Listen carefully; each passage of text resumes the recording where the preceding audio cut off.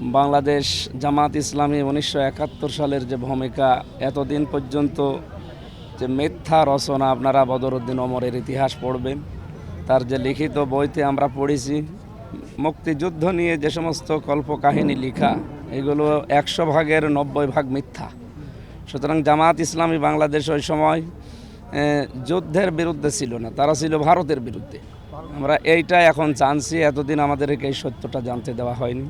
সুতরাং আজকের এই বিজয় র্যালি এই কারণেই যে আমরা 1971 সালে এই দেশের স্বাধীনতার পক্ষে, তো ভারতের যে আগ্রাসন এর বিরুদ্ধে ছিলাম, এ কারণে আমাদেরকে এরা বিরোধী বানিয়ে রেখেছিল।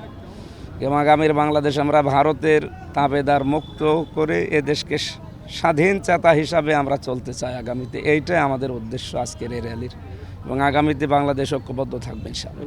আমরা মনে হয় দল মত জাতি বর্ণ ধর্ম নির্বিশেষে এদেশে যারাই জন্ম নেবে তারাই যেহেতু এদেশের সম্মানিত নাগরিক, সুতরাং সবাইকে নিয়ে আমরা এই দেশকে আবার এগিয়ে নিতে চাই। পেছনের ইতিহাস আমার মনে হয় পেছন দিকে টানা ঠিক না, পেছনে সব ভুলিয়ে সামনে আমরা নতুন ইতিহাস তৈরি করব, যেটা আমরা বলছিলাম।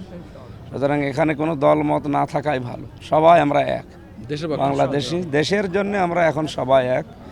বিজয় আসলে কি করা লাগে আমরা কোরআন হাদিস থেকে অনেক উদ্ধৃতি দিয়েছি, সামনে আমরা ওই হিসাবে আল্লাহ এবং রসুলের নির্দেশিত পথ অনুযায়ী বিজয় পালন করবো ইনশাআল্লাহ।